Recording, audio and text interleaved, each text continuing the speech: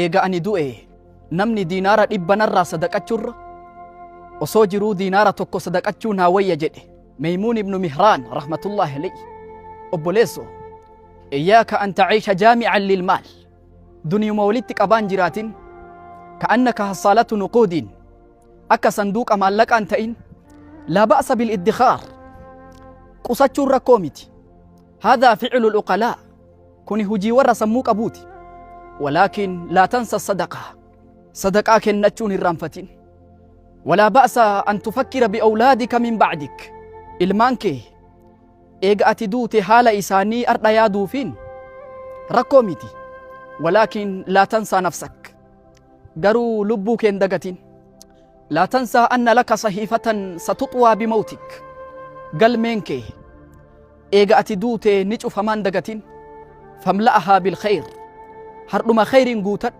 qabrii kee hardha ijaarrad. haga gaafa duutee namni sirraa sadaqun eegin, haga gaafa duutee namni hajjii sirraa godhun eegin. tasaddaq binafsik، hardhuma osoo jirtu lubbuu keetii sadaqad.